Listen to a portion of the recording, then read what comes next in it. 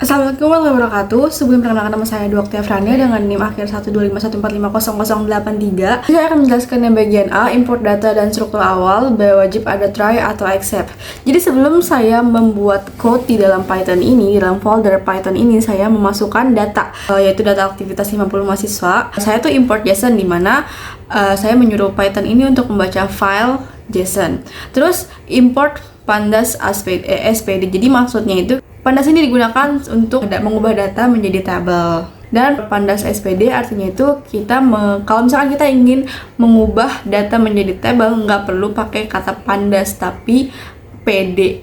Terus import matplotlib SPLT. Jadi kita tuh nggak perlu, kalau misalkan kita mau mengubah data menjadi grafik, kita tuh tidak perlu memanggil kata itu, tapi hanya ketik PLT. Terus ada try dan accept. Kenapa ada try dan accept? Karena kalau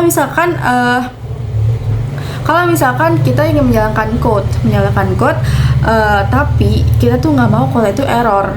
Jadi gunakan try dan accept untuk jika ada kesalahan, nggak langsung error, nggak langsung gagal, tetapi dikasih tahu errornya itu apa, apakah file not found error atau JSON discode error. Itu gunanya try dan accept.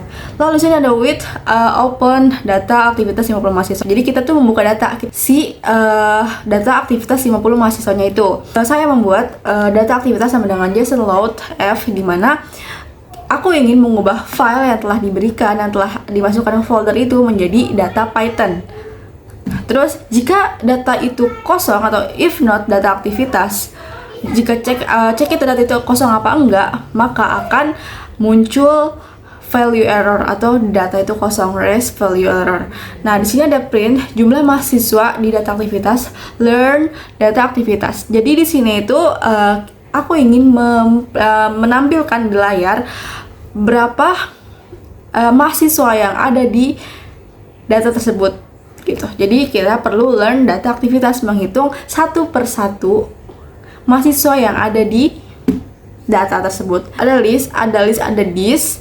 Habis itu ada list lagi, ada this, ada list, ada this. Nah, kayak gitu. Terus di sini ada tiga looping. Jadi yang pertama itu ada NIM nama kelas log harian, terus yang kedua ada tanggal aktivitas, terus looping yang ketiga itu ada jenis waktu mulai dan waktu selesai.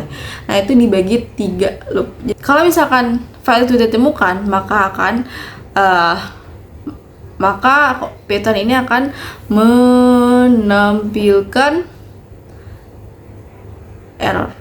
Nah, di sini ada outputnya itu jumlah mahasiswa di data aktivitas 50. Jadi kenapa 50? Berarti ini membuktikan bahwa si print jumlah mahasiswa di data aktivitas, learn aktivitas data. Berarti Python ini jalan dan berarti file itu sudah terdeteksi ada, nggak kosong gitu. Jadi habis dari try, dia langsung ke with open, terus dia memeriksa, cek apakah data itu kosong apa enggak, terus baru dia ke print. Karena dia sudah ada, jadi dia langsung ke print dan kehitung mahasiswanya ada berapa di dalam data tersebut gitu. Karena si Python ini membaca dengan code learn data aktivitas sebanyak 50 mahasiswa, maka di sini outputnya itu jumlah mahasiswa di data aktivitas 50. Sekarang selanjutnya yang bagian B, fungsi flatten garis bawah aktivitas, bawah kurung data garis bawah aktivitas. Jadi pertama di sini saya akan menjelaskan struktur data yang diproses oleh program ini. Data yang digunakan itu saya beri variabel data garis bawah aktivitas dan berasal dari file JSON yang telah dimasukkan ke dalam folder. Struktur data ini berbentuk list, di mana setiap elemen memiliki satu mahasiswa. Jadi setiap mahasiswa ini memiliki atribut utama. Di sini seperti name, nama, dan kelas. Di dalam data tersebut terdapat kunci log garis bawah harian, yaitu list aktivitas per hari. Jadi log garis bawah harian itu list aktivitas per hari. Setiap log garis bawah harian ini menyimpan tanggal, lalu terdapat list aktivitas. Setiap aktivitas berisi informasi seperti di sini tuh ada waktu mulai, waktu selesai, jenis aktivitas, skor, dan halaman. Nih, karena strukturnya berlapis-lapis di sini, data ini tidak bisa langsung dapat dianalisis, sehingga kita harus ratakan terlebih dahulu. Nah, cara meratakannya kayak gini. Pertama kita menjelaskan tujuan dan fungsi utama dari code ini dulu. Jadi fungsi flatten garis bawah aktivitas dibuat untuk meletakkan data JSON yang bertingkat menjadi bentuk tabel, atau di sini ada data frame atau DF. Dalam konteks analisis data, satu baris tabel mempresentasikan satu aktivitas mahasiswa dalam satu hari. Jadi dengan bentuk ini data menjadi lebih mudah untuk dihitung, difilter, dan dianalisis lebih lanjut. Jadi kita langsung masuk aja ke langkah pemrosesan datanya. Jadi di fungsi awal ini dibuat list kosong yang bernama variabel rows. Jadi di sini tuh berfungsi sebagai penampung sementara untuk semua aktivitas yang sudah diratakan. Lalu kemudian melakukan perulangan pertama untuk setiap mahasiswa di variabel data garis bawah aktivitas.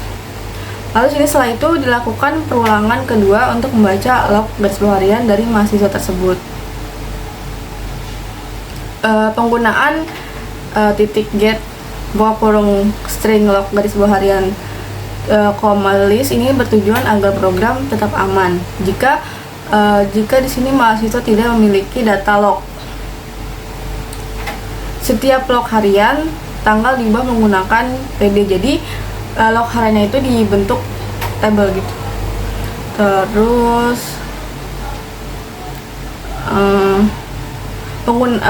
setiap pada setiap log harian tanggal diubah menggunakan PD juga. Nah, ini penggunaan errors yang code error sama dengan string. Ini memastikan bahwa jika kalau misalkan permata salah, terus programnya tuh nggak berhenti, melainkan berubahnya tuh menjadi not atau nol gitu. Ini penting agar data itu tidak kotor dan menyebabkan error ketika dijalankan. Kemudian dilakukan perulangan ketiga untuk setiap aktivitas dalam satu hari. Di dalam blok try, program mengambil waktu mulai dan waktu selesai, lalu menggabungkannya dengan tanggal untuk membentuk datetime lengkap. Jadi datetime ini digunakan untuk menghitung durasi aktivitas secara akurat. Jika waktu mulai dan waktu selesai valid, maka durasi dihitung dari selisih keduanya dan dikonversi ke menit. Jika durasi bernilai negatif, maka durasi dianggap nol, karena secara logika aktivitas tidak mungkin berdurasi negatif. Nah, terus jika data waktu tidak valid dan terjadi kesalahan format, maka program masuk ke accept dan secara otomatis dia tuh nol. Jadi pendekatan ini bertujuan bahwa program robust terhadap data yang tidak konsisten. Lalu setelah itu semua informasi aktivitas dimasukkan ke dalam bentuk disk yang ditambahkan ke list rows gitu. Variabel rows yang tadi dibuat. Setiap disk memiliki satu baris tabel berisi identitas mahasiswa, tanggal, waktu, jenis aktivitas, durasi, skor, dan sini jumlah halaman. Jika ada data yang tidak tersedia, digunakan nilai default seperti garis string atau 0 agar struktur tabel tetap konsisten. Setelah seluruh data selesai diproses, fungsi mengembalikan data frame pandas dari list rows. Jadi inilah hasil akhir dari proses perataan data. Lalu sini kemudian saya menjalankan fungsi tersebut dengan perintah df garis bawah aktivitas ini. Jadi baris ini menandakan eksekusi utama program, di mana data mentah file JSON tadi diubah menjadi tabel aktivitas mahasiswa. Untuk memastikan hasilnya benar, saya menampilkan 20 baris pertama menggunakan fungsi ini yang df garis bawah aktivitas titik head 20. Jadi saya ingin menambahkan 20 baris gitu. Bisa bebas, bisa berapa aja, kayak mungkin kurang dari 50 bisa. Jadi hasil ini menunjukkan bahwa setiap baris dipresentasikan satu aktivitas, bukan satu mahasiswa lagi.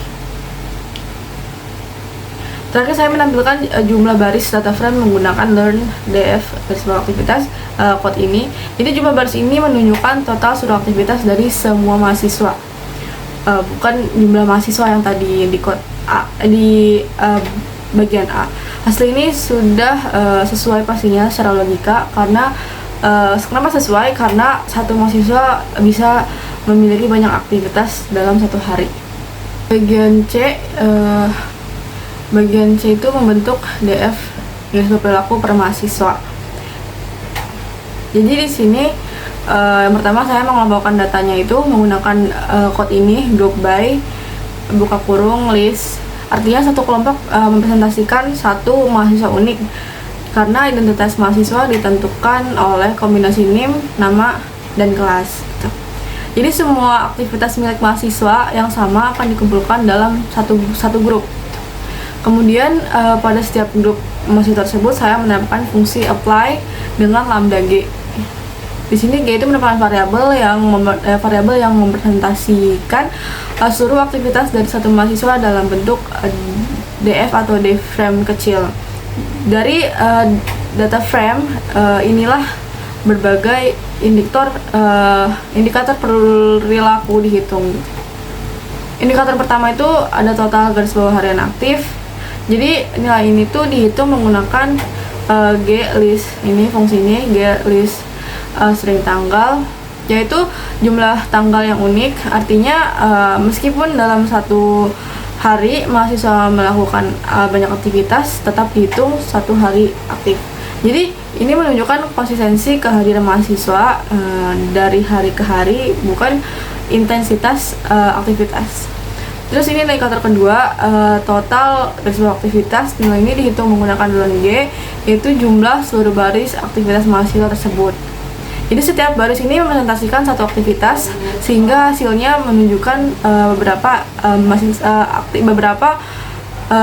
kayak seberapa sih gitu aktif mahasiswa secara total.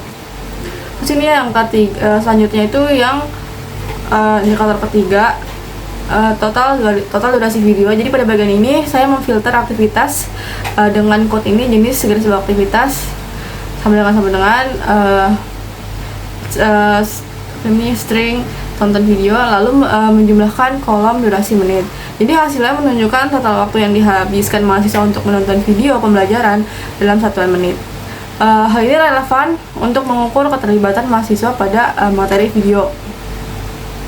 Kemudian ini ada jumlah kuis. Jadi nilai ini tuh dihitung dengan menghitung beberapa kali kondisi jenis garis bawah aktivitas. Sambil-sambil kerjakan ini code ini, string kerjakan kuis ini bernilai benar.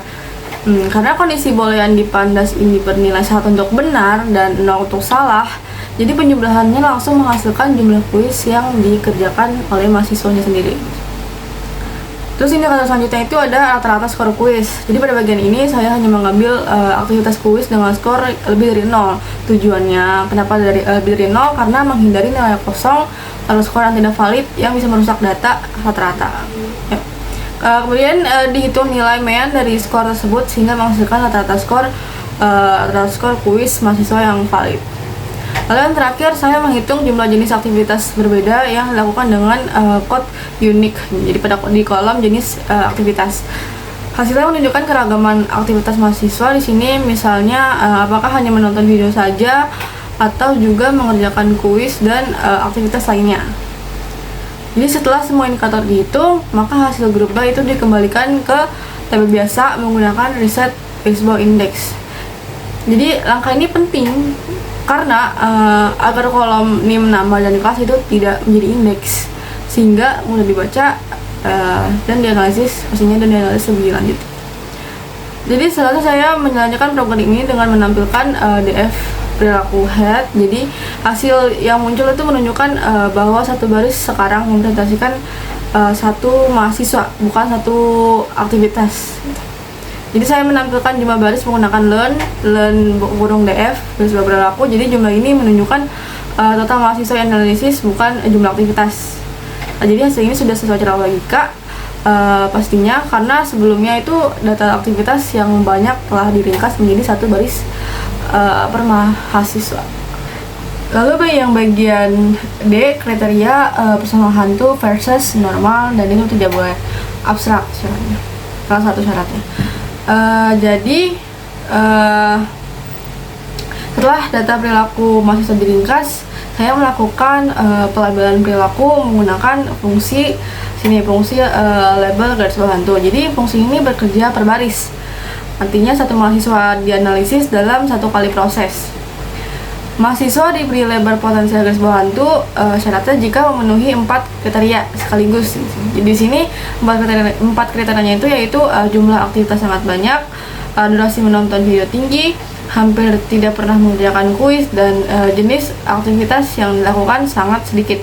Jadi kombinasi ini menunjukkan mahasiswa ini yang aktif secara sistem, tapi pasif secara akademik. Jika salah satu kriteria tidak terpenuhi, maka mahasiswa diberi label normal. Jadi pendekatan ini sengaja dibuat ketat agar label potensial garis bawah hantu ini tidak diberikan secara sembarangan. Lalu kemudian fungsi ini diterapkan ke seluruh DF garis bawah perilaku menggunakan apply ini nih code ini dengan akses sama dengan 1. Jadi hasil eksekusi ini tuh menunjukkan setiap mahasiswa kini memiliki label perilaku yang sesuai dengan pola aktivitasnya. Ringkasan perilaku di setiap mahasiswa dalam DF garis bawah perilaku. Langkah berikutnya itu menemukan label perilaku setiap mahasiswa. Jadi hal ini bertujuan untuk mengidentifikasi mahasiswa secara kuantitatif terlihat aktif, tetapi kualitasnya itu tuh kualitas keterlibatannya itu rendah. Jadi untuk itu saya mendefinisikan fungsi bernama label garis bawah hantu. Terus fungsi ini menerima satu parameter yaitu raw yang merepresentasikan satu baris data mahasiswa dalam DF garis bawah perilaku. Variabel DF garis bawah perilaku. Jadi artinya satu kali fungsi ini dijalankan, yang dianalisis adalah satu mahasiswa secara utuh. Dalam fungsi ini digunakan struktur if dengan beberapa kriteria sekaligus. Yang pertama, total aktivitasnya lebih dari sama dengan 30. Yang kedua itu total durasi videonya lebih besar sama dengan 600 menit atau dengan 10 jam menonton video. Terus namun meskipun terlihat aktif, jadi kriteria ketiga justru melihatnya tuh kayak melihat rendahnya interaksi evaluatif, yaitu jumlah kuis itu kurang dari sama dengan 1. Kriteria yang keempat itu jumlah jenis aktivitas berbeda itu kurang dari sama dengan 2, dan itu yang terakhir. Nah, jika seluruh kondisi tersebut terpenuhi, maka fungsi mengembalikan label potensial garis bawah hantu. Jadi selain itu digunakan untuk menggambarkan mahasiswa yang aktif secara data, namun pasif secara akademik. Jika salah satu kondisi tersebut tidak terpenuhi, maka fungsi itu langsung dikembalikan ke label normal. Label normal ini. Dengan pendekatan ini, kriteria bersifat ketat sehingga label potensial hantu tidak diberikan secara sembarangan. Setelah fungsi selesai didefinisikan, saya menerapkan ke seluruh data frame atau DF garis bawah perilaku menggunakan apply. Parameter akses sama dengan 1 ini kayak menunjukkan bahwa fungsi dijalankan per baris. Artinya itu per mahasiswa per baris per mahasiswa gitu. Jadi fungsi ini kemudian disimpan ke dalam kolom baru bernama label. Untuk memastikan hasil benar setelah program dijalankan, baris mahasiswa ini memiliki label perilaku mahasiswa yang memenuhi seluruh kriteria yang berlabel potensial hantu, sedangkan yang lain berlabel normal. Jadi hasil ini sudah sesuai dengan tujuan kita. Lalu yang bagian itu ringkasan per kelas dalam bentuk nested. Jadi pada bagian ini saya membuat ringkasan mahasiswa potensial hantu per kelas. Tujuannya itu untuk melihat distribusi dan proposisi potensial hantu di setiap kelas, jadi bukan lagi per individu. Jadi program melakukan pengulangan untuk setiap kelas yang ada di DF garis bawah perilaku. Jadi untuk setiap kelas data difilter sehingga hanya mahasiswa dari kelas tersebut yang dianalisis.